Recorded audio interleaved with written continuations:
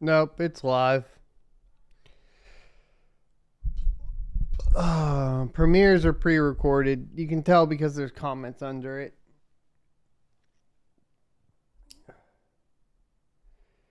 Yeah. Boom. Good morning and welcome everybody to the Crypto Mining Show, your one-stop shop for all cryptocurrency news from the perspective of a cryptocurrency miner. Today, we have tons of fun topics, including, but not limited to, the crash in the crypto markets, right? So, there you go.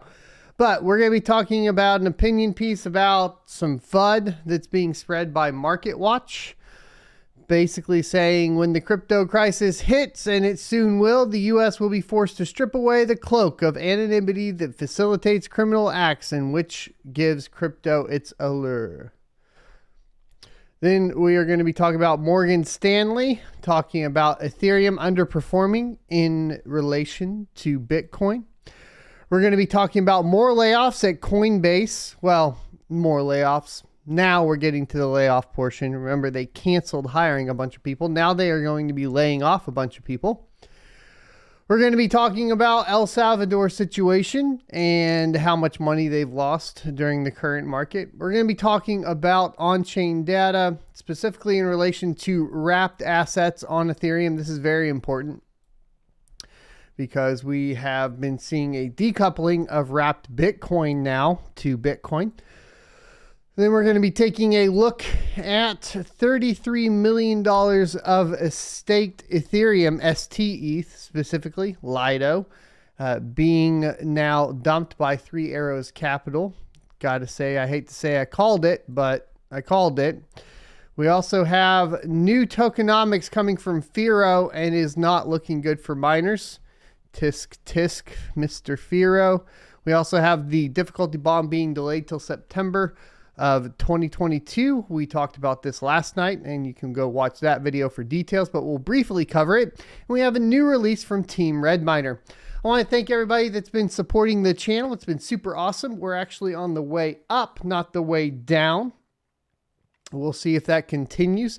Yesterday was an amazing day, breaking 900 concurrent viewers on the live stream. So I appreciate that. Make sure that you guys share the stream out and do all that and hit the like buttons. Super stickers are apparently the most advantageous for the algorithm. So if you do want to donate 99 cents or whatever you can, it's not required but appreciated. And that is the direction that YouTube is taking I guess its algorithm. I don't really understand why, but that's just what I've been told. So if you guys want to help boost it in the algorithm, super stickers, apparently even over super chats. Super chats, obviously, we use those to answer questions at the end of the show.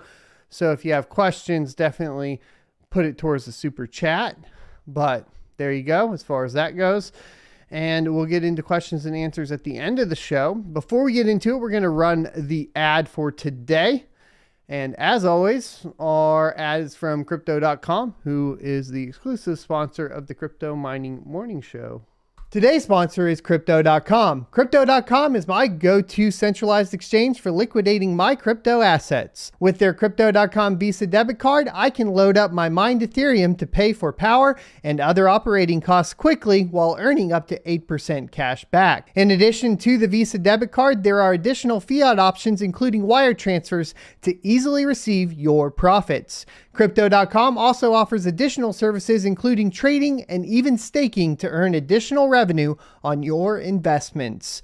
Join 10 million plus users buying and selling 100 plus cryptocurrencies at true cost by using my affiliate link in the description for a $25 funding bonus. Or enter referral code SOAT at sign up for the same bonus. Remember, cryptocurrency investment comes with significant risks, so do your own research. Boom, and welcome back, everybody. I do see the audio mixer bars are bumping, so don't come and knocking. We are live today, and that does mean you should have audio. So check your settings if you do not, and I guess I have to type that into chat, but it looks like chat took care of that for me, so thank you guys. First things first, we do have a new release from Team Redminer version 0.10.1, and they say this release brings improved efficiency for FPGA ETH hash bit streams. We'll have to see if that translates into, of course, over the next week, an increase in total hash rate on the Ethereum network. Better stability for ET hash on Polaris and Vega GPUs. I was really hoping for better stability on the 5700s, but you know, it is what it is. And a new Linux ARM HF binary for running on Raspberry Pi and ZinQ hosts for FPGAs. They added new, more efficient ET hash bit streams. We covered that. They added 32-bit Linux ARM HF build. We covered that. They reworked smooth power for improved stability, and primarily that's on Polaris and Vega GPUs, they stated. They added ETH smooth power to control the smooth power scheduling feature, and they fixed the bugs causing Autolicos hash rate to drop on Radeon 7 GPUs. So if you want to go check out the new Team Redminer, it's linked in the description. Unfortunately, like I said, I'm really looking for that performance stability on the 5700s. And I keep drinking MCT oil in the morning, which is messing up my voice. I think I have to stop doing that, to be honest with you guys. In huge news, but also sort of expected news, we have another delay in the difficulty bomb from Ethereum. I covered this in detail in a video that we released kind of last night at 2 a.m. Central Standard Time. So a lot of y'all have probably already seen it, but for those that haven't, we essentially are getting kind of pushed out even further for the merge on Ethereum. At least the difficulty bomb, from the perspective of the difficulty bomb. The way this is worded, though, the more I thought about it, I slept on it, I woke up, I read it a little bit more. To me, it sounds like it is also a delay of the merge, because what we see here in the motivation on this EIP 5133, by the way, which is delaying difficulty bomb to mid-September of 2022, used to say delay to mid-August of 2022. It says targeting the merge to occur mid-September 2022. I don't know if this is a typo or if this is specifically intentional for a timing on when the actual merge would happen. Initially, when I read this, I was thinking, of course, that it was going to be a delay of the difficulty bomb. Now, it is technically a delay of the difficulty bomb, but the wording here definitely sounds like the merge itself is targeted for mid-September 2022. So the difficulty bomb is obviously going to delay the block times that we're experiencing now, right, before the 29th when this EIP gets implemented, to mid-September of 2022. And whatever these block times are now, which is like 14.7, 14.8 seconds, getting close to that 15 seconds, whatever it is now is what they want it to be when they actually hit the merge in September. This means on the 29th, for Ethereum miners specifically, you should see an uptick in the amount of Ethereum itself that you are mining, because the difficulty will be reset back to what it used to be, and then it will start growing again in September, right? So that does mean you get all of July, you get all of August for lower difficulty, which is great news if you are trying to make your farm survive. However, obviously with the price of Ethereum, it could be a moot point at a certain, to a certain extent. So this is kind of good news, kind of not good news, because we've also talked about the fact that a lot of the big problems that are surrounding Ethereum right now is the fact that a lot of these centralized exchanges and even decentralized exchanges have a bunch of wrapped Ethereum that is representing staked Ethereum, and no withdrawals are enabled for the staked Ethereum, which is causing a depegging of things like Lido and staked Ethereum. And that is also affecting, of course, any of these centralized exchanges that are doing similar things like Celsius, hence the pause of that and so on. it could spell out, this kind of delay could spell out doom, of course, for Ethereum. And that's because as people start liquidating that staked Ethereum that's representing the wrapped staked Ethereum that's representing actual staked Ethereum, you can't actually pull that staked Ethereum out to back the wrapped staked Ethereum that everybody is trying to dump. And yes, dumps are happening. Dumps are happening for sure, right? So what we see here just 2 hours ago, coming from what is this? CoinGape, that's funny, says breaking 3 Arrows Capital dumps 33 million of staked Ethereum ST-ETH. Venture capital firm 3 Arrows on Tuesday swapped about 33 million worth of Lido staked Ethereum for Ethereum on DeFi platform Curve. This is a problem. This is a big problem. And thanks for the $20 super sticker, Twisted. Because we are going to basically run out of Ethereum to back, of course, these kind of withdrawals. The move comes as ST-ETH prices diverge further from Ethereum prices in secondary markets, pressuring traders using the DeFi token as collateral. Yes, if we take a look at Lido, right, we are actually up a little bit right now. But if we compare it to Ethereum, 1203, 1137, we have depegged. ST-ETH is depegged. I was calling this all last week. I was warning you guys that this was going to happen. And it's unfortunately, I hate to say, like, my wife is one of those that'll be like, why are you manifesting this crypto drop? And I'm like, I'm not trying to manifest. I'm just reading, reality here, guys. But I get it. It's funny to a certain extent because the writing's been on the wall, right? 3 Arrows is second major holder of ST-ETH to dump the token since last week. Crypto trader Alameda Research had swapped about 1.5 billion of the token, all of its holdings, for ETH last week. Staked ETH divergence from ETH can likely be tied to that trade, which also occurred on Curve. The DeFi token is currently trading at 1103 compared to ETH's price of 1173. We just actually looked at the current prices. While the 33 million swapped by 3 Arrows represents a substantial amount of the firm's staked ETH holdings, 3 Arrows still holds about 22 million of the token in one of its wallets, according to a crypto commentator, this Twitter user. On-chain data shows 3 Arrows has been consistently offloading staked ETH since the past month. The venture capital firm now appears to be transferring the ETH gained into lending pools on Aave and Lido, which is probably not the best plan. I just wonder if these guys watch the channel to help with their market moves from a technical perspective.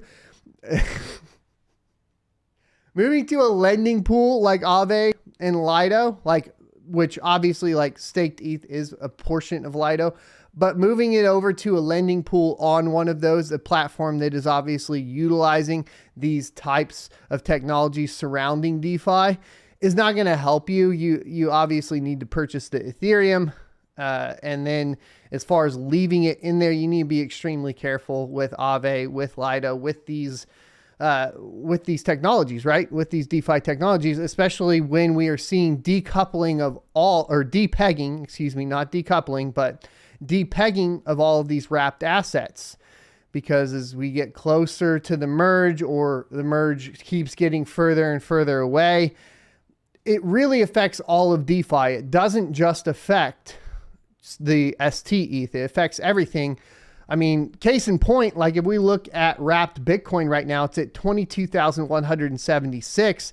If we look at Bitcoin, it's at 22,227, right? So we're kind of still depegged as far as wrapped Bitcoin as an ERC token with actual Bitcoin. You'd be better off just holding Bitcoin than holding wrapped Bitcoin, right? That's the point that I'm making here. And it all surrounds basically an exit strategy of the entire Ethereum platform. So anything that's building their DeFi on ERC20, on the smart contracts, on Ethereum just in general, they're at risk, and they'll continue to be at risk. While it is unclear how much total exposure Three Arrows has to ST-ETH, its recent transactions suggest the firm is trying to cull this exposure. But its swaps along with Alameda have contributed to a major imbalance in Curve's ST-ETH liquidity pool. About 80% of the pool now consists of the token, which may represent a further downside for the prices. So to understand what they're saying here, 80% of it is in the actual pool. So when you set up like liquidity for a decentralized exchange like Uniswap, or in this case Curve, or whatever it may be, what you have is you have a representation, usually a wrapped representation of one token. Let's just call it Bitcoin, wrapped Bitcoin, and you have a wrapped representation of another coin. We could call it Ethereum if you wanted. You pair those two together like an individual. This can be done in a decentralized manner, takes 50% of one and 50% of the other and wraps it. And then when you make the trade back and forth, this is what enables you to do it without a third party. The problem that we're seeing with ST-ETH right now is that this pool has gone from a 50-50 standing of ST-ETH and ETH to 80% ST-ETH and 20% ETH. So really 60% of the ST-ETH cannot get swapped back out.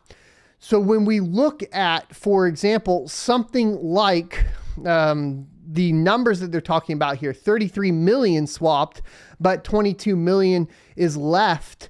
The reason that 22 million is left is because the other big whale already took a majority of that liquidity out of the pool. And frankly, there's probably not enough liquidity for them to actually swap out all the ST-ETH that they have available. And that's really what's going on here. It's not that they're like confident and they're like, well, we'll leave a little bit of a hedge over here on ST-ETH because maybe it goes back up. No. That's not what's happening. What's happening is there's not enough liquidity for them to swap the rest of that 22 million. That's what's really happening here. Okay.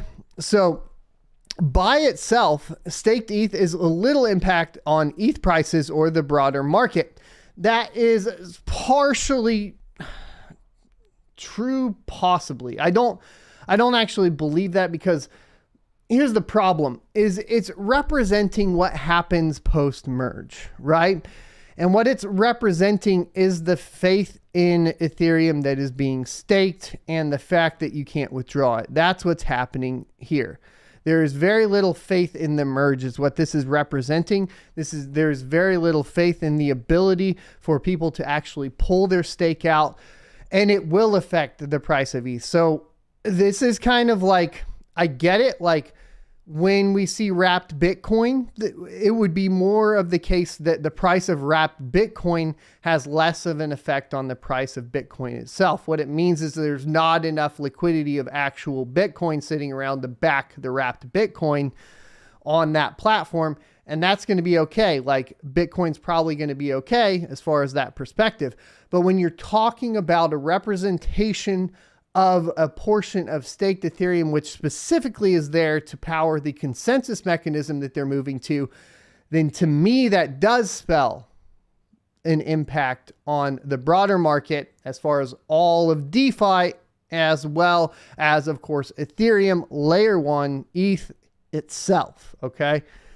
Even as its price drops in the secondary trade, the token can still be redeemed for 1 ETH when the merge goes live.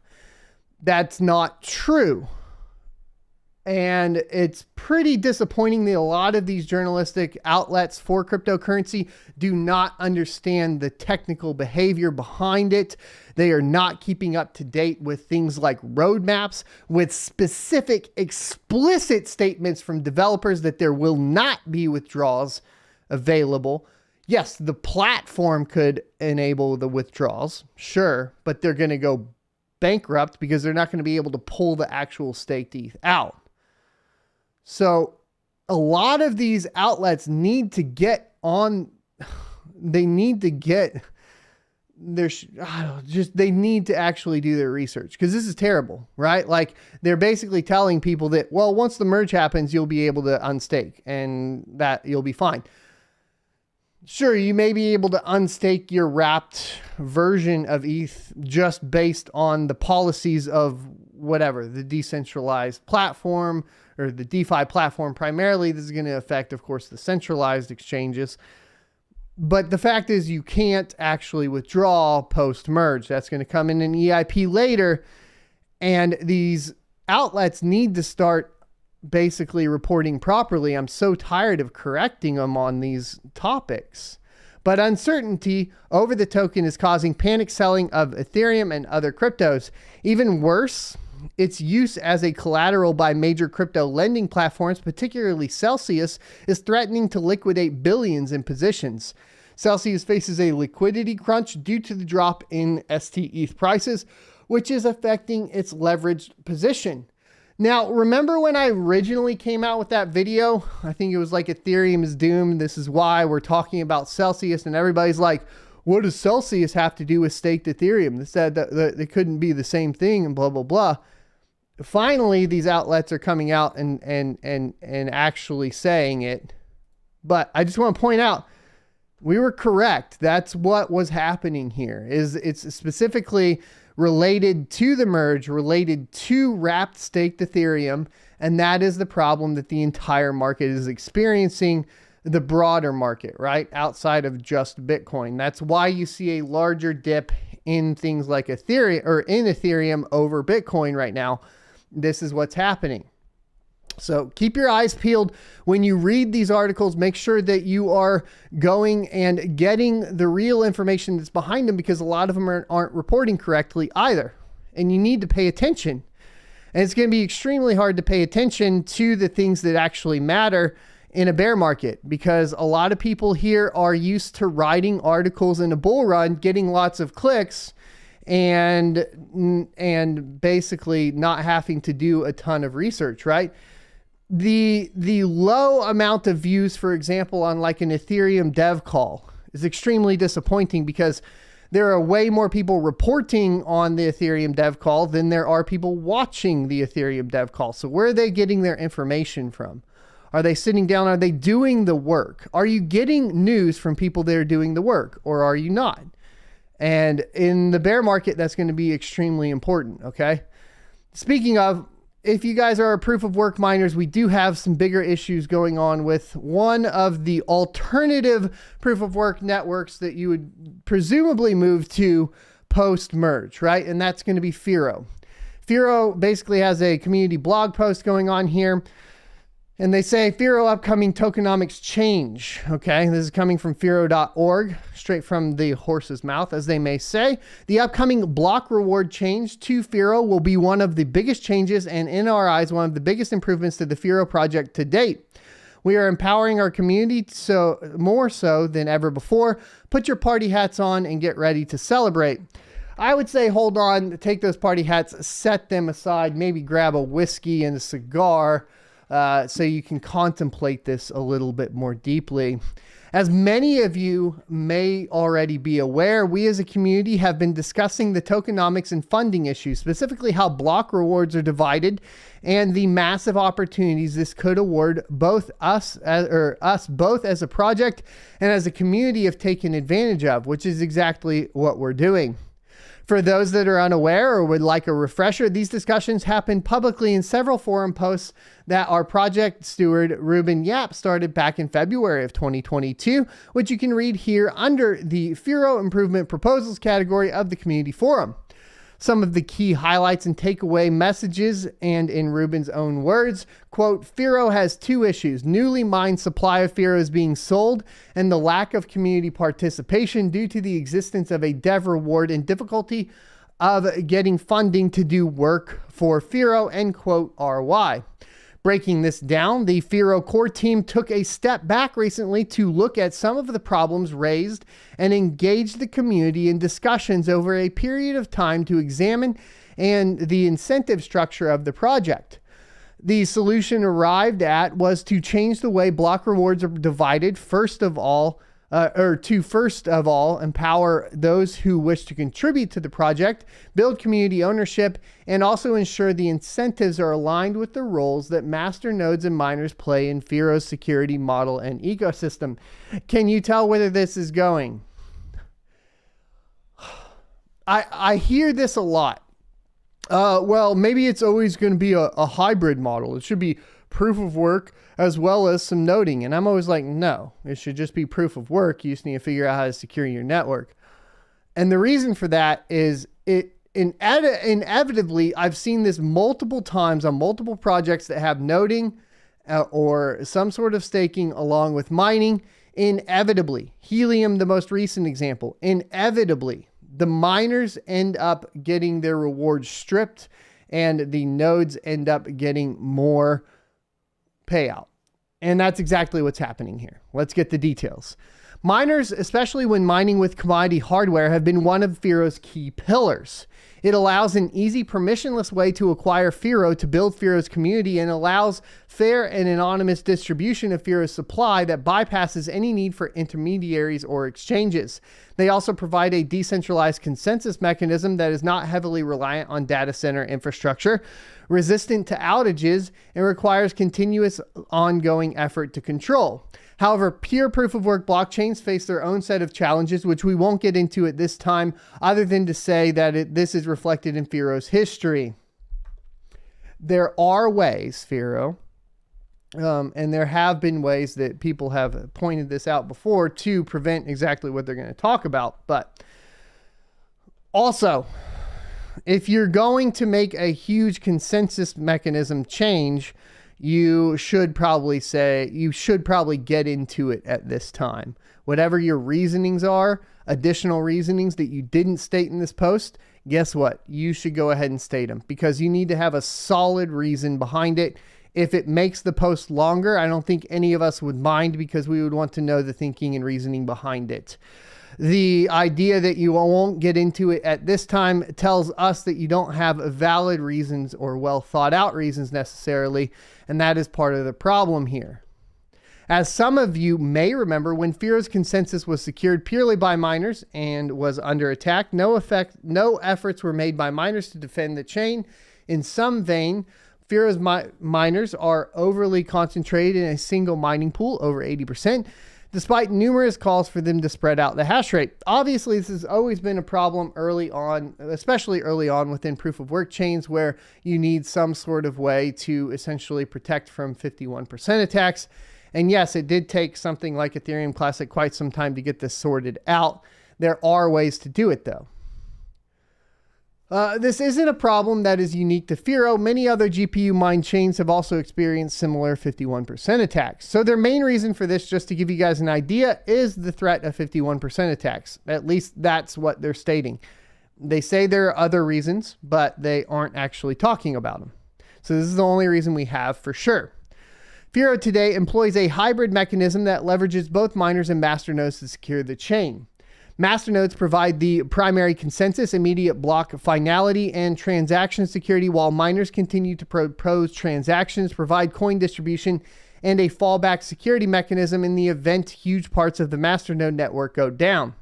This hybrid dual layer of security combines the best of both worlds and requires an attacker to bring down both the masternode network and also mount sufficient hash rate to do a 51% attack, greatly increasing the cost to do so. This shift towards a dual layer hybrid security system had not yet been accounted for in the block reward division, but that is only one part of the problem we have sought to fix. Let's talk about community and the role it has and take a big deep dive into some of the community metrics. Our community is not just important to us, it is us. We recognize that there is a need for community fund. Yeah. So we've learned one thing so far. We have learned that they are going to value masternodes over mining. And now we are learning that they are going to value community, or some sort of community fund. There's going to be a percentage of it. They're going to value that over mining as well. Your rewards are about to get stripped as miners on Firo. To reward and incentivize the community in a similar way to how we reward core developers, miners, and masternodes. Firo has a large and vibrant community that is simply not being rewarded and hence not being leveraged, and yet it is our biggest strength by far. Leveraging and empowering our community lies at the heart of this solution. Firo's amazing dedicated community consists of 81,000 followers on Twitter, 32,000 followers on Facebook, and 4.5 thousand active members on Telegram, 11,000 active members on Discord, and of course YouTube channel and subreddit and more. These are and viable community figures. Enviable. Yeah, there we go. Ask any new crypto project what is top of their to-do list, and you'll always get the same answer or some version of build a community. Firo's community is already epic for want of a better word. Community created Firo punks, anyone, and we have the numbers to back it up. So the question then arose, how do we incentivize the awesome and large community we have to do things such as develop products and applications for Firo, as well as create videos, write articles, or create hilarious and thought-provoking memes? The answer is a community fund, which we will directly plug into our already existing crowdfunding system. By doing so, we are effectively rerouting Firo back into our network, where newly issued Firo is used to build Firo. Newly issued Firo comes from what? It comes from solving blocks. Where does that come from? That comes from the miners. How are these projects getting paid out? They're getting paid out from the miners. This is a mess. New block reward division and faster block time. Let's get into it, guys. Looking at this problem from above, we saw that Firo's incentive mechanism, our block reward division, needed an upgrade. This is basically changing the monetary policy, guys. Not only was our current security protocol not accurately reflected, but also the community was lacking firepower. Block reward division was an obvious place to look for a solution.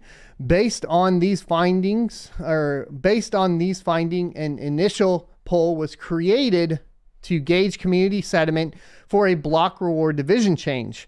As the vote was pretty tight, the top two options were then taken and several intermediate options were also added, which eventually evolved into the final poll. The poll ended Thursday on the 5th of May and the results are followed. 50% master nodes, previously 35%. So they've upped it 15% on the master nodes, 25% to the miners, previously 50%. So they've stripped 25% of the mining rewards, 15% dev reward. It's always had a dev fee. And then they took another 10%, obviously adding up to the 25% they took from the miners for a community fund, which was previously 0%. They took it all from the miners. They didn't take it. They didn't take some from the devs. They didn't take some. They didn't even bother to balance it out with master nodes, maybe like 35% miners, 35% master nodes. They stripped the rewards from the miners and they gave it to master nodes and community. Miners will continue to have a strong stake in Firo with an agreed upon 25% block reward, meaning that effectively we are freeing up a new 25% reward, which will be reallocated to master nodes plus 15% and a brand new community fund 10%. We just covered that. Additionally, the block time will be reduced to 2.5 minutes and the block rewards adjusted to reflect the lower block time. This will allow for faster confirmations, even for exchanges or wallets that do not support Firo's instant send. You should stick with layer 2 for increasing, of course, your speed. We've already talked about this plenty on the channel, so I also disagree with reducing the block times, but that's me. So how's the new community fund work? The community fund will directly fulfill funding requests on the existing Firo crowdfunding system, which has previously and successfully funded the Lelantis Spark cryptography audit. The decision to fund these requests will be decided by a community elected committee referred to as the Community Fund Committee, or the CFC, that is control outside of the consensus mechanism and not something I like to see. That is similar to, of course, the Ethereum Foundation. Don't like it. The CFC can also independently choose to initiate projects to fund, which would be tracked on the Firo crowdfunding system. The nominations for CFC members are underway and are open to any long-standing Firo member. To maintain the independence of the CFC from the Firo core team, no full-time core team members are allowed to stand on the CFC. They are basically copying Ethereum. This is just disgusting, boys. The plan is for the community fund to eventually evolve to a more decentralized model, becoming a community. No, this is going to form a more centralized model. Like, I can't even read that without stopping and saying, no, that is not what's happening. It's not a more decentralized model. You do not create a board that is going to maintain basically a portion of the funds that are getting paid out from the block reward that is closed system. Even if they are voted upon, that doesn't become more decentralized. That becomes more centralized, okay? And becoming a community matching fund utilizing quadratic voting as used by Gitcoin, which you can read about further here. The idea is that the fund would match existing donations to a particular proposal and would weigh the amount matched based on the interest received from the community. When will it be implemented? We plan to roll out these changes in a new software release, which should take place in about 2 weeks. So you have 2 weeks to mine Firo, I guess, if you think it's going to go up from here. I don't think it will personally, but it will be about a month before the ecosystem updates fully. This places an activation time of these changes at approximately mid-June 2022. We also will complete the election of the Community Fund Committee shortly after activation. There's an agreed upon 6-month review and evaluation of block reward change in Community Fund. While it is not envisioned that major changes or overhauls will need to be executed, this time period is being earmarked so that the core team in the Firo community can evaluate the impacts of the block reward change and see how the changes have affected Firo in real time. So they do say for you what to do if you want to participate. If you want to be a part of the Community Fund Committee or know someone who would be suitable, go ahead and post the nomination here. This is just a mess. Next, shout out from the rooftops and tell the world. You can start by sharing this blog post. This is honestly a very exciting time for Firo. You know what, guys? Do we have enough people? Nominations are closed. I was going to say, go nominate me, boys. Put me on the committee. See how that goes down. This is honestly a very exciting time for Firo. We've been cracking ahead with development partnerships, campaigns, and listings since the start of 2022, and we're not stopping. The block reward division change is just another positive addition to the future-proof developments we're making. This is a terrible idea. This shouldn't be being done. There are other ways to secure the network from 51% attacks. They did not provide us with the rest of the information or reasoning behind doing this, but it clearly looks like it is a way for them to generate, obviously, more funds to specifically people within the community that are not securing the network. And that is the opposite direction of where you would expect a cryptocurrency to go. And I'm against it. I'll just come out and say I'm against it. It's not financial advice. And it is what it is.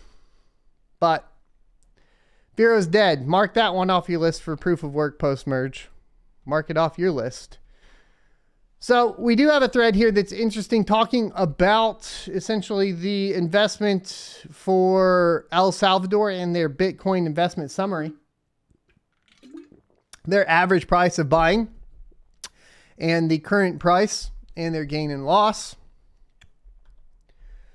Feels like a good time to run the numbers and check in on El Salvador's Bitcoin investment, which Bukele has been growing since September of 2021.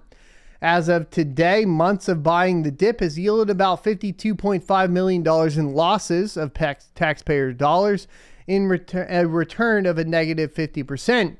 As you can see, number of Bitcoins purchased, 2,301. Amount invested, $104 million. Average price of Bitcoin holdings is $47,434. And June 13th price of one Bitcoin is $23,433.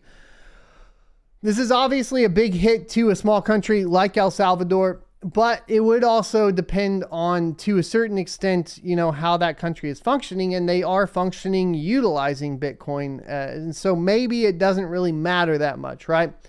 If the price of Bitcoin is down, but everything there within their own ecosystem and internal economy is functioning on Bitcoin and it's not really changing the price of it, you might be okay. Of course, outside costs, etc., are going to mean that it's pretty bad in general right now as we participate within a fiat ecosystem. But it's pretty interesting. I just wanted to bring it up and show you guys kind of what's happening with buying the dip. Needed to buy the dip now, huh?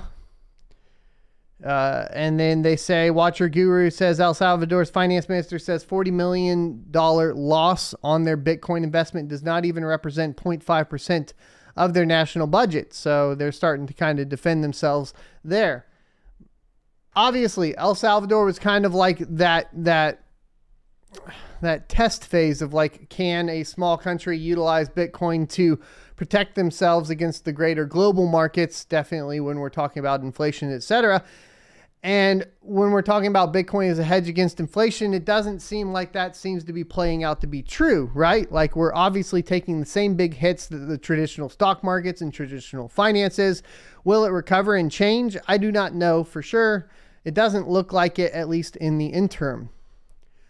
And more companies are getting pressured as well. Coinbase is now going to lay off 1,100 employees. Remember, they canceled about 600 to 700 hirings, and now they're going to lay off people as well. We also had yesterday a layoff of 200 and something people at crypto.com. These centralized exchanges are hurting. I think a lot of it has to do with their really kind of bullish attempt to jump in on the DeFi space, to jump in on staked Ethereum too early. This is what is really, from a top-down perspective, I think you talk to a lot of people that run these centralized exchanges, and they were really bullish on, basically like Ethereum moving proof of stake. So they hopped in really, really early, not realizing that their staked Ethereum that they're dumping in there to provide, of course, some future APY that they can then offer to their customers is not working out, bro. It's not working out.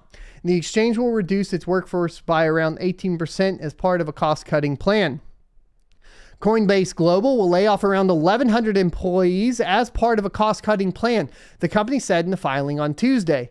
The plan involves cutting workforce around 18% as of June 10th, after which it would have around 5,000 total employees at the end of the current quarter, the company said, adding that it expects the plan to be executed by the end of the second quarter. Coinbase estimated it would incur $40 million to $45 million in total restructuring expenses.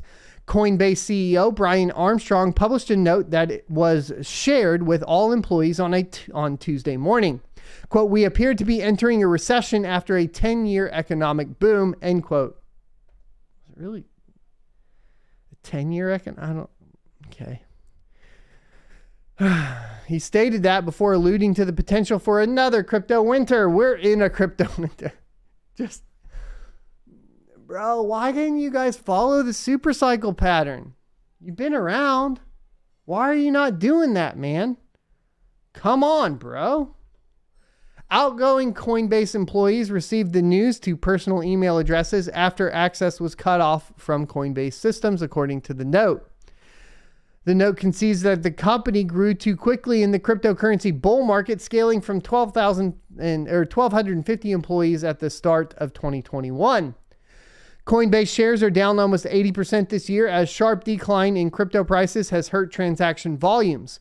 On Tuesday morning, shares of Coinbase rose about 1% in pre-market trading after the layoff news was announced, but they opened regular trading down about 3% to $50.40. Coinbase is the latest in a slew of crypto companies to announce job cuts. On Monday, lending platform BlockFi reduced its headcount by 20%, while crypto exchange Crypto.com slashed over 400 jobs. It wasn't 200, it was 400. Prior to that, the Winklevoss-led exchange and custodian Gemini announced it was cutting 10% of its workforce, and the Middle Eastern exchange Rain said it was cutting dozens of jobs. The cryptocurrency market is enduring its deepest correction for more than 2 years. This isn't a correction, it's the crypto winter, it's the dip, it's part of the super cycle, and it was fully expected, and it's almost at its bottom, in my humble opinion. With Bitcoin trading at 22,150, 68% lower than its all-time high of about 69,000 reached last November. Obviously, we have some people that are participating within crypto that, we all do it, right? We all get this kind of euphoria from the super highs in the bull run, in the bull market. And then we completely forget that this is cyclical and it does the same thing every 4 years. Are we at the bottom for cryptocurrency now is kind of the question that I've been getting a lot. And I do want to address that. But of course, I don't have the answer, right? So I'll give you kind of my nuanced stance. I'll kind of go over that once again. According to a traditional Bitcoin super cycle, we would see the bottoms of this crypto winter actually right at where we're at right now. We would see it basically hit that 21,000 on Bitcoin. We would see Ethereum hit 1,100, and we'd see that sit until 2024 in the next halving of Bitcoin, where it will start to recover again. The thing is that we have here that's a little bit different is DeFi and the effect of Ethereum on the entire ecosystem. And specifically, everything outside of Bitcoin is pretty much at risk here. Because what Ethereum has set up is a system that is similar to traditional finance, where they can control the tokenomics themselves through the devs, the head of Ethereum. We have them making some serious mistakes by not allowing withdrawals to back any sort of wrapped Ethereum. We have a bunch of companies that hopped into DeFi very quickly without proper risk management that are now in a position where they have a bunch of basically staked Ethereum that they cannot remove and probably won't be able to remove for quite some time now, according to Charles Hoskinson, all the way till 2024. If we take his Ethereum 2.0 predictions from Consensus 2022, and this could spell out larger doom for, of course, the rest of the market below a traditional super cycle price, which would be the 1,100 on Ethereum. Ethereum could go much lower as these companies liquidate. What's funny is kind of you're at a point too where these companies, due to DeFi, can't liquidate their staked Ethereum, right? We've seen pretty much like we were just talking about, and I want to go back to that. The good news is that companies like Three Arrows Capital are not able to liquidate that other 22 million because there's not enough in liquidity for them to do so. So to a certain extent, it's showing that the DeFi portion is functioning there, right? That would be the DeFi portion of basically cryptocurrency. What's happening there? What it's stopping is that liquidation of these tokens. But that does mean STETH could drop significantly, which could just crush companies like Three Arrows Capital and anybody else that's invested in it. And then it could have ramifications across the board, like we talked about, right? Distrust within Ethereum, that sort of thing. So that's where I sit. Once again, 21,000 till 2024 on Bitcoin, 1,100 on Ethereum till 2024 on Ethereum. However, we have this other outlying kind of problem that is sitting there making things look funny. Could Bitcoin go down further too as well? Yes, of course, it will be affected by things like its wrapped assets on other networks. That could be happening. And the depegging is extremely scary right now. Just frankly, it's extremely scary. And the depegging is actually being talked about now on Twitter. We have looking at on-chain data for wrapped Bitcoin and ETH. The liquidations have mostly happened. So not too bad. That's actually a good note. This is marking kind of sort of a bottom. What is happening? The liquidations have pretty much gone through. Like we're running out of the ability to liquidate more. Data visualization from Parsec Finance. 2. Now let's focus on the listed and unlisted option flows. Looking at Deribit Exchange, most of the OI is at 20K and 1K for Bitcoin and Ethereum respectively. We can also assume that there are massive OTC structure products centered around those strikes as well. If you are a short a put, you must sell spot to hedge your data as you approach the strike. The short delta increases non-linearly. And I recommend you guys go watch, of course, other trading channels for more info on this type of thing. I'm just a miner. That is called gamma. This means that closer we get to the strike, the more has to be sold. If these levels break 20K Bitcoin and 1K ETH, we can expect a massive sell pressure in the spot markets as dealers hedge themselves. So we can go lower is what he's saying. We can also expect that there will be some OTC dealers that will be unable to hedge properly and might go belly up. As far as the charts go, you better get out your Lord Satoshi prayer book and hope that the Lord shows kindness on the soul of crypto markets. Because if these levels break, you might as well shut down your computer because charts will be useless for a while. So a little bit more FUD. FUD's going to be everywhere though, guys. This is common. Once again, I want to state that these are the times when the most opportunity presents itself. Unfortunately, it's extremely hard to capitalize on, of course, opportunity when you're in a position where just purchasing gas to get to work and buying food is becoming extremely difficult. That's why, once again, I always value revenue over just buying and holding. All right. So we kind of already went over both of this, but I had, Bitcoin pulled up 22,517 compared to wrapped Bitcoin at 22,176. We're seeing a depegging there. Once again, Ethereum at 1222. But if compared to ST-ETH, we're seeing a depegging there as well, which is at 1137. These have to recover quite a bit before things go awry. Now, from the mining perspective, if you are mining cryptocurrency and looking for good options, it's important to note some big changes and movers that have been happening in relation to Bitcoin and so on. We have an increase compared to Ethereum and Bitcoin of flux by 10% to Bitcoin and 6% to Ethereum. I believe another one that was showing up was Ergo as well. Yeah, it's up 8% in comparison to Bitcoin and 5% in comparison to ETH. These are the things that are happening as far as the proof of work goes. Let's get into this last article, which is an opinion piece. When the crypto crisis hits, and it soon will, the U.S. will be forced to strip away the cloak of anonymity that facilitates criminal acts and which gives crypto its allure. In developing economies, crypto has already become a significant vehicle for avoiding taxes, laundering money, and evading financial regulation. Welcome to the FUD, boys. This is when crypto starts getting attacked from a regulation standpoint by, of course, our nation states. With cryptocurrency prices plummeting as central banks start to raise interest rates, many are wondering if this is the beginning of the end of the bubble. Remember, this has all happened before. It's cyclical, and keep that in mind. All these news articles have been written before. All these opinion pieces have been written before in 2018. All of this has happened before. Perhaps not yet, but a higher opportunity cost of money disproportionately drives down the prices of assets whose main use lie in the future.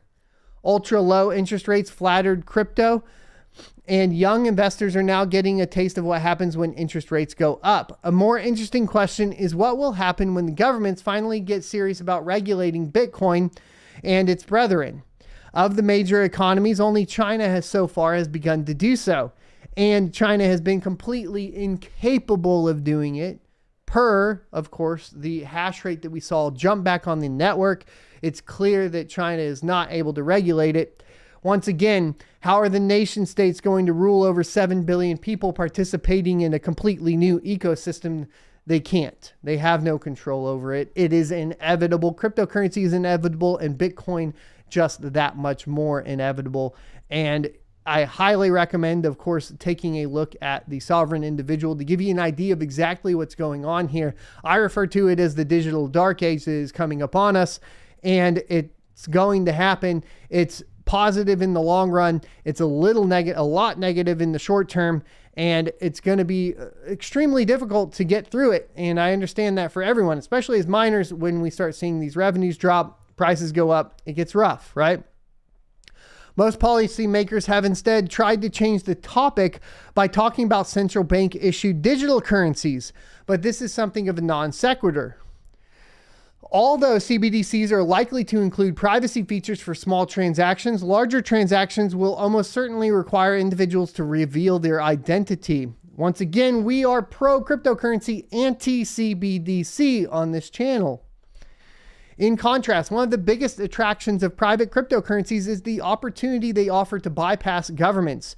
True cryptocurrency transactions are completely traceable through the blockchain ledger, but users typically set up accounts under pseudonyms and are therefore difficult to identify without other information, which is expensive to obtain.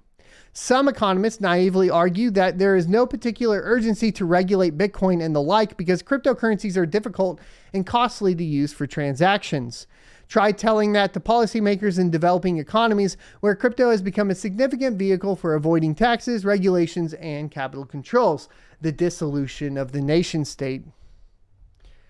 Digital dark age. For poorer countries with limited state capacity, crypto is a growing problem. Citizens don't need to be computer whizzes to circumvent the authorities. They can just access one of the several simple off-chain exchanges. Although cryptocurrency transactions intermediated by a third party are in principle traceable, the exchanges are based in advanced economies. In practice, this makes the information virtually inaccessible to poor country authorities under most circumstances. But this isn't just crypto fulfilling its promise of helping citizens bypass corrupt, inefficient, and untrustworthy governments. Maybe, but just like a $100 bill, cryptocurrencies in the developing world are as likely to be used by malign actors as by ordinary citizens. You do not punish the masses because of the actions of a few. This is one thing that we keep getting into that is extremely frustrating, and I highly recommend reading up on positive versus negative rights and understanding the difference, and understand that powering the individual is the only way in humanity that we successfully move forward together. It doesn't mean that you become some individualistic psychopath, even though obviously that's what a lot of the Bitcoin maxis are referred to as. It means that you actually still do have that compassion for your fellow human being. You want them to have access and the ability to participate within economies just like you do, regardless of if they are in El Salvador, Venezuela, the United States, Russia, Ukraine, whatever it may be. It is important for that individual to have that power, because you can, if you empower individuals, you prevent corrupt governments from manipulating them into oppressing others that are nearby. Case in point would be something like the Russian-Ukraine situation. They do go on to say that, for example, Venezuela is a major player in crypto markets, partly because the use of them to send money back and forth without being seized by the country's corrupt regime. Case in point, right? But crypto is also surely used by the Venezuelan military in its drug smuggling operations, not to mention by wealthy, politically connected individuals subject to financial sanctions. Once again, my personal opinion is I'm against sanctions surrounding cryptocurrency, and they have no place within cryptocurrency. And basically punishing the individual for the actions of the people that control and oppress them is nonsense. Given that the United States currently maintains financial sanctions on more than a dozen countries, hundreds of entities, and thousands of individuals, crypto is a natural refuge. One reason why advanced economy regulators have been slow to act is the view that as long as cryptocurrency related problems mainly affect the rest of the world, these problems are not their concern. Apparently buying into that idea that cryptocurrencies are essentially assets in which to invest and that any transaction value is unimportant, the regulators are more worried about domestic investor protection and financial stability. This is the difference between the way a third world country with oppressed people view cryptocurrency and the United States, which is a first world country, views, of course, cryptocurrency. We've talked about this before. The problem with cryptocurrency in the US and its perception is number go up. Everybody in the US is purchasing cryptocurrency for this kind of hope that they increase their economic and social position. And that is not what cryptocurrency is here to enable. Cryptocurrency is here to enable the sovereignty of the individual to transact without the interference of governments or banks. It is more realized, the true purpose of cryptocurrency is more realized in third world countries than it is in first world countries. And don't worry though, it's inevitable that it'll be realized here as well.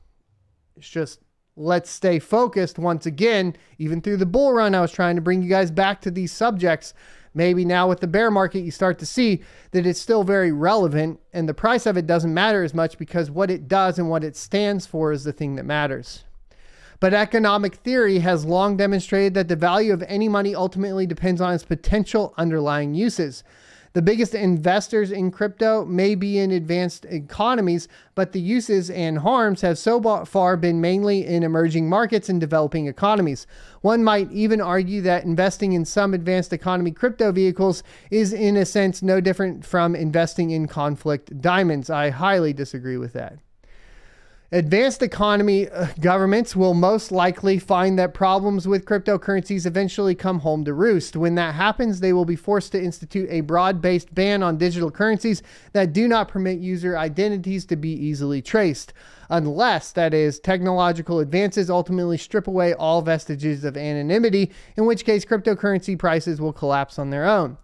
The ban would certainly have to extend to financial institutions and businesses and would likely also include some restrictions on individuals. The thing is once again, it's going to be extremely hard to regulate that sort of thing. I just don't see it as being possible. And crypto has obviously onboarded a ton of people here in recent times.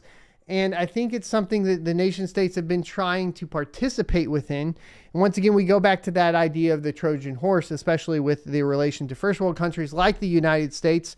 Number go up. It's too much of an enticing investment and an offset investment that a lot of these companies are getting into, even the ones that are so deeply ingrained in traditional finance outside of a few of them, that you end up being in a position where they dump a bunch of money into it and all they're doing is kind of basically enabling their own demise, funny enough. Such a step would sharply undercut today's cryptocurrency prices by reducing liquidity. Of course, restrictions will be more effective the more countries apply them, but universal implementation is not required for a significant local impact. Can some version of a ban be implemented? As China has demonstrated, it is relatively easy to shutter the crypto exchanges that the vast majority of people use for trading digital currencies, and then they hop onto a VPN and continue to participate regardless of what the government says. That's what we saw. It is more difficult to prevent on-chain transactions as the underlying individuals are harder to identify. It's also this: the more you oppress the people, the less likely they are to adhere to whatever rules and regulations you put into place. The higher you pump the gas prices, the higher the food goes. The more the people are oppressed, the less likely they are to listen to you when you tell them to do something. Right? Ironically, an effective ban on 21st century crypto might also require phasing out or at least scaling back the much older device of paper currency, because cash is by far the most convenient way for people to on-ramp funds into their digital wallets without being easily detected. And that's a good point. We're setting up all this FUD surrounding cryptocurrency, and then we are looking at creating central bank digital currencies. And that is a way to gain more control over the public, control the people's healthcare first, then you control their money, and you control the population. This is the way it goes. Unless you fight and decide to say, hey, I'm not going to listen to those rules anymore, right? Guess what? I don't have to play by your rules. We can start making up our own rules, buddy. Just to be clear, I'm not suggesting that all blockchain applications should be constrained. For example, regulated stablecoins underpinned by a central bank balance sheet can still thrive, but there needs to be a straightforward legal mechanism for tracing a user's identity if needed. No, there doesn't. No, there doesn't, sir. Good sir, I disagree. In fact, this is an argument that's been going on since the mid-90s, and it started with the internet and the ability for users to send communication back and forth without, others popping in and taking a look at it. Unfortunately, we lost that battle. There is potential that we lose this battle as well. And it terrifies me. It really does. When, if ever, might stiffer crypto regulation actually happen? Absent a crisis, it could take many decades, especially with major crypto players pouring huge sums into lobbying, much as the financial sector did in the run-up to the 2008 global financial crisis. Oh, they're trying to say that's going to... No, that's going to happen on its own again, right? We're already seeing it with the 2008 crisis, similar reactions in traditional markets, but it probably won't take nearly that long. Unfortunately, the crypto crisis is likely to come sooner rather than later. Once again, one of the important parts, and I think this is a valid point that he brings up, is that because we are moving into basically the digital age, what we are seeing is a great acceleration in the changing of the guard, right? So what I mean by that, especially when we're talking about different revolutions, right? Like the agricultural, the industrial age, all that sort of stuff. Previously, without digital access and so on, these types of transformations took, centuries. However, when we're talking about the digital transformation, this is something that will happen within your lifetime. And I mean, if you're a millennial, for sure within your lifetime, we will see these changes. We will see what I refer to as the digital dark age, but I don't necessarily consider that to be a negative thing. We can go into my theory on that maybe in a different video. If you're interested, let me know. But what we're going to see is this transformation fully into the digital age, and the financial portion is the last piece of that puzzle, right? And that financial portion is going to be very significant in what happens. And depending on how the populations react to it, the 7 billion people react to it and say how they want it to be done, that will basically determine the future. We will either be in some sort of crazy oligarchical run fascist state, to be frank, right? That is governed by a group of people that control the currency on a digital level with a CBDC, or you will have a free and open economy globally that will be controlled by the individual, every individual in existence. And it's up to you how you decide to participate within that. But this is the crossroads we're at. It's inevitable that one or the other happens. Now, with, of course, the downturn in cryptocurrency, etc., I'm going to put out an ask to everybody here to help support me. And this is because even as we speak, the sponsor that we are, have for this show, they are having layoffs. We talked about it. I do not have any guarantees for sponsorships at this time. In fact, to be frank with you, my sponsors have not paid for this month, and they were supposed to pay me 14 days ago. So I'm hoping that still goes through. What that has done is put me in a very tight financial position, of course, with the downturn of the farm. And I want to make sure that I recover it so I can continue to provide content to you guys in the manner that I've been doing it, which I hope that you guys see the amount of effort that I put into the channel and providing you guys with the latest information to the best of my ability as quickly as possible, even staying up till 2 a.m. to make sure that we get videos out on market changes surrounding Ethereum as we did last night. I'm going to continue to try to do that. I'm going to ask for some help. I didn't really necessarily feel great about this because I have avoided it for the most part, but we have set up a locals page. It's at sonofatech.locals.com. It's pinned in my comments. I want to say thanks for the $100 super chat too and the $25 Ron. I'll catch those in a second. Holy crap. Thank you guys. But if you can go over there, I have set a membership goal of 800 members. What that equates to for me at $5 a pop is going to be about $4,000 a month, which is going to be $48,000 for the year. That's going to help me pay things like rent, gas, that sort of stuff. It's going to keep me up and running, and hopefully my jiu-jitsu membership too, because I really don't want to give that up. And I get more of a cut over it over there. What I'm going to be providing is exclusive live streams over there talking about the market, speculative coins, things I find early that I don't want to release too quickly to where we end up damaging any network like that, and so on. So if you guys can head over to sonofatech.locals.com and get signed up, definitely go do that. Let me know if there are changes, other ideas you would like, things that we can provide over there that would be beneficial. Obviously, this will also give you access to Rocket Chat. If you already are a member on YouTube, don't freak out. Here's the deal. What I have done is on the community tab, you can go over there and there's a coupon code. That coupon code is going to get you a membership over on locals right now for free. You can try it out. You can decide if you want to move your membership from YouTube to, of course, locals, and I do get a bigger cut. Okay, so that's it. That's the ask. I try not to ask as much as possible. I try to do it with sponsorships. I try to do it with just views. Obviously, still the biggest thing is sharing out the channel, hitting the likes, doing all that sort of stuff. Okay.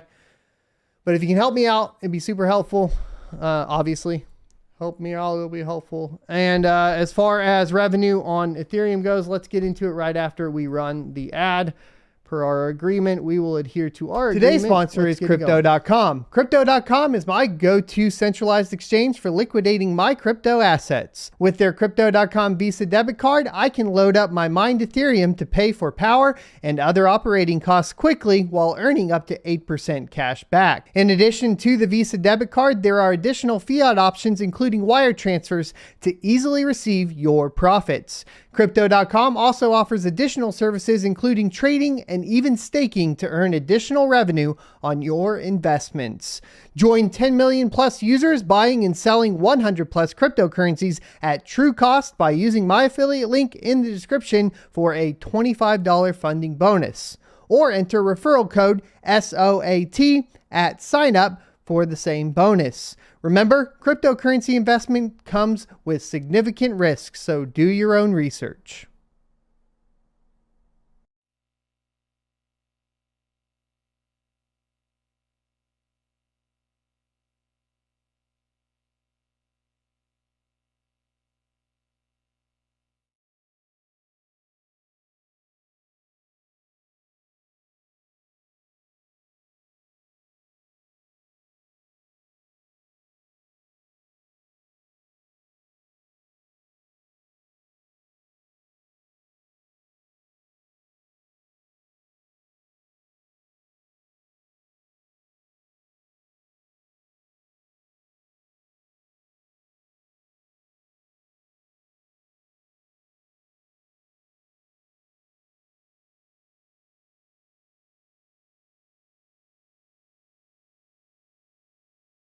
Oh, sorry, guys. All right, let's get back into that. So, excuse me, my son had run in and I wanted to tell him that I still had to finish this show up. So, as far as what we got going on here, as far as ETH plus ZIL, we are at $66 a day at 3.5 gigahash a second. And basically, we are getting, yeah, like I said, 66 bucks, 92 ZIL and 0.05 ETH. So luckily, what we're doing here is also mining some Ergo, but we're mining it through GetBlock, and the API data is kind of broken today. I was going to show you guys if I can refresh this. It's still syncing the wallet. We are getting paid out in Neta, which gives us an additional 22%. Let's see if we can find it here. Neta. Where'd it go? There we go. Neta. And if we put that to SIG USD, and then we say swap and then max, we've only earned about $18.99 a day, and I think we have 3 gigahash a second on there right now. So, or $18.99 in the past 2 days. So I still think that probably mining directly to like 2 miners is more beneficial. And there you go. As far as what to mine, let's go ahead and get this calculated out. We have it corrected for Zelhash at 110. We have Kapow at 60, ProgPow at 60, and Firo at 60. Calculate that out. If we look at Cero, it's $1.92 a day in revenue, $1.13 a day after power. Ethereum's pretty similar, $1.90 a day in revenue, $1.13 a day after power. Ravencoin, $1.75 a day in revenue and 96 cents a day after power. Firo, $1.70 a day in revenue and 96 cents a day after power. Conflex, $1.62 a day in revenue and 83 cents a day after power. And Ergo, $1.56 a day in revenue and 94 cents a day after power. So we did have a question here I wanted to catch before it goes up too far, because you guys have been killing it with the super chats and everything, and I keep missing some of these questions. So IITG did do a $5 super chat and said, can you elaborate on why it's bad for Firo to give more money to masternodes? If it's a long topic, maybe you can cover it in a separate video. I can give you this right off the bat. It's very simple, right? As far as Firo and their monetary policy, the biggest problem with it is their governance model. The governance model has shown that they can change everything and it's not decentralized. The only way to have a decentralized governance model is to basically put it on the miners. Case in point is that the miners are decentralized and do not listen in general to, of course, what the devs may say all the time, right? You have an actual decentralized form of governance. Firo's problem, right? 80% to one mining pool. A traditional governance model would take the vote just from that single mining pool. There are solutions for this though, like GetBlock has done, where you can basically go ahead and allow individual miners based on the individual miner's hash rate to vote. There are ways around this. There are excuses every single time from projects like Firo of why they can't do it, but there are ways to fix it. And it's very disappointing that as opposed to moving towards a more decentralized governance model and trying to push the decentralization of the network from the mining perspective, they decide to centralize more, centralize the governance, and basically you end up at that position. The biggest problem, of course, there that we saw was the formation of that foundation, essentially, which is a version of the Ethereum foundation. And we've seen how that's worked out with Ethereum. That is the primary issue with it, and that needs to be clearly stated. Let's see if there's been any huge hash rate changes on the network. 227 exahash a second, pretty big change compared to yesterday. We are down about 6 exahash a second on Bitcoin. Let's take a look at Ethereum. Ethereum is down to 1.01 petahash a second. Compared to yesterday, we were at 1.05, so we're down 4.04 petahash a second. Miners are starting to shut off. Things are going down. How's that hash rate moved? That would be the question. Let's take a look at Flux, 1.47 mega solutions a second, where Flux is actually up from yesterday by about 0.1 mega solutions a second. Let's see if anybody moved to Ergo in this time. As far as Ergo goes, not really. It's still at that 15.38 terahash a second. Let's see if anybody moved to Ravencoin. Kind of taking a look around here. 2.86 terahash a second. A little bit of a move there. Let's take a look at Ethereum Classic. Maybe some people moved over to ETH Classic. No, Ethereum Classic has a dump since yesterday. Down to 24 terahash a second. And that is like from, I think, 25. Yeah. So everything, it looks like by and large what we're seeing on the mining networks is people just turning off rigs. Turning off Bitcoin mining rigs, turning off Ethereum rigs. This is what's happening right now. It's getting completely shut down. There was a little bit of hash rate that moved off of Ethereum and moved over to Flux. Obviously, with its Flux's increase of price in relation to Ethereum, this makes sense. But by and large, what we're seeing is miners starting to shut off. The difficulty on the network for Ethereum going up, and I'm sure that translates into block times going up as well. Well, it's a little hard to see because something is wrong with ETH stats because it says that the last average block time is 23 hours. We know that's not true. Let's see.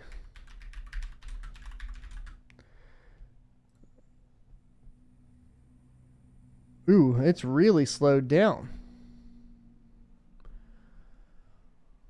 I'm not getting average block times anywhere though, so it's usually where I go for my block times. Maybe you guys can give me a better idea of another place to go for block times. I know Etherscan kind of shows blocks, but it doesn't show the actual average block time. Ethereum average block time here. Okay, it's still showing about 14.5 seconds for the average block time on Ethereum. So there you go. But that is as of yesterday. It looks like we might have an increased block times today. Going on there. Let's finish up some questions and answers. I got to get to jiu-jitsu. Remember, super chats always there we go. So the Joe24, thanks for the $100 super chat, says, learned a lot from your video. I'll show support for valid voices. Keep going. Thank you, good sir. Let's pop this out. Let's take a look. And thanks for that $100 super chat. That helps a lot, guys. All the other super chats have been amazing too. And of course, the super stickers are great as well. Sorry for being muted earlier. Daniel Ring says, at Attack, to be clear, would you rather us leave YouTube membership for locals? So I want to test out locals first. That's why we'll be doing the coupon codes for everybody that has a membership over here. And then that way you can go sign up and see if you like it, and let's see how it plays out. In theory, the answer would be yes. And it's actually two-part here that you may not be aware of. One part is that you obviously, from the financial perspective, I get paid out more from locals than I do from YouTube memberships. The downside to that, though, is that the algorithm for YouTube obviously is super advantageous to have higher memberships. In fact, to the point to where I'm probably going to put in another tier level of YouTube memberships at 99 cents just to keep that algorithm part up. That being said, the other portion of locals that's extremely important, especially as we are talking about now with kind of the markets, everything that's happening, is that you sign up with an email. So I'm not going to abuse the email list, but it gives me an opportunity in the case that something happens to the YouTube channel, right? We never know. We have no guarantees right now, especially surrounding cryptocurrency.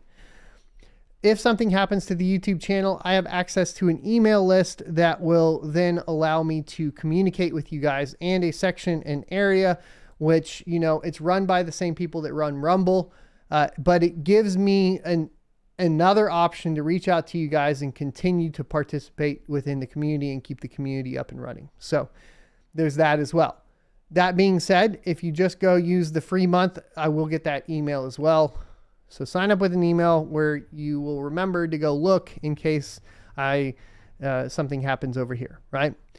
Miko says, Asylum Tech, is the A2000 still the king in terms of efficiency? If you modify it, yeah. Santa Gaming says, Asylum Tech, can you respond to my super chat too about the Ergo payouts? It's not up here in the list again. What was your question? Just tag me again. Ted Park, thanks for the $4 Canadian super chat or super sticker. There we go. Dan Sand says, Asylum Tech, I finished The Sovereign Individual, very informative and amazing. It was written in 1997. Any new homework to prepare for the digital revolution?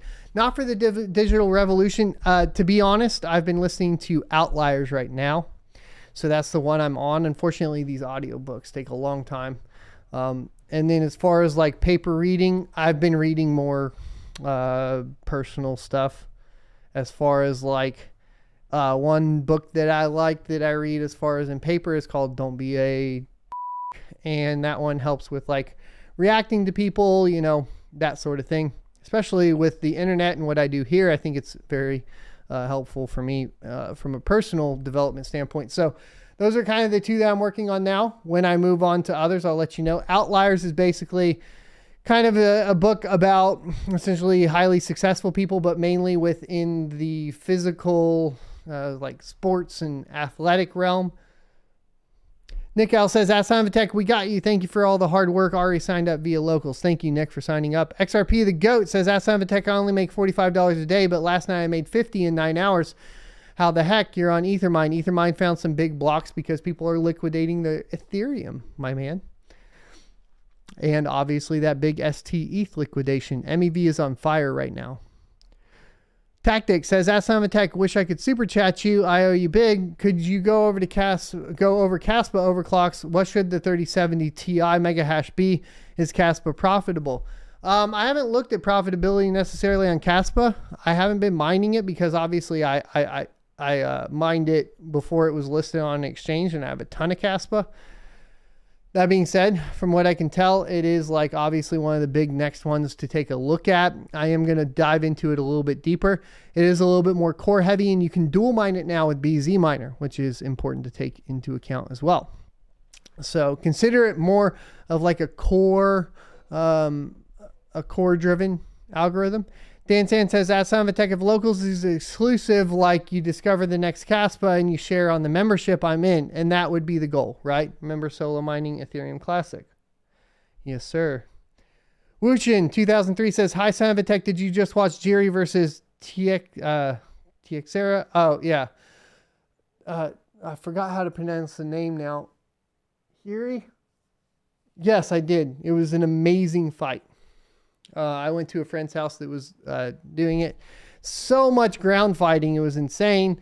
That rear naked choke was probably the most unexpected thing I've seen in UFC all year, for sure, at the end. And it wasn't even on the back, no hooks in, just a straight rear naked choke locked in on from literally someone that was expected to just be striking, right? It was amazing.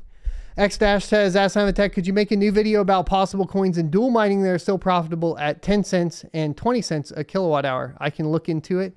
Right now, with the amount of news cycle that's coming out, like this week has obviously been insane. So we have a lot of topics to cover, a lot of things to really kind of stay on top of. And that's what I'm trying to do right now primarily. AP Sim says, keep your head down. Thank you for the $30 super chat. Keep your head down, keep pushing forward. I've been in your place before with my own business, and help from my clients really got me through. Today is my birthday. Happy birthday, AP Sim. Thanks for the super chat. We're supposed to be giving you super chats, good sir. LZ says, Ask Simon Tech also got lucky with Ethermine. We'll keep it running for a little bit. P.S. I will also change from YouTube to locals. Thank you, good sir. Tactus says, Ask Simon Tech, congrats on the blue belt. Thanks. And speaking of blue belt, it's 11:10 and I better get out of here. Hopefully you guys found this show, super helpful. And go ahead and hit that like, comment, subscribe, and notification bell if you did find it super helpful. I am probably also, like I said, going to add another tier of the join option on YouTube here at 99 cents just for you guys to show a monthly support of like $1. I think I can do that. I think that's the lowest level. I think right now it's at $1.99. And then if you really want to support and I be sure that I'm getting the most amount, I think locals is going to be our option right now. If you're already a member on YouTube, go test it out for me. This is the testing out phase, right? And hopefully the crypto people, the crypto sponsors stick around, and we'll see what happens with that. And I'll let you guys know. I'll see you guys next Tuesday.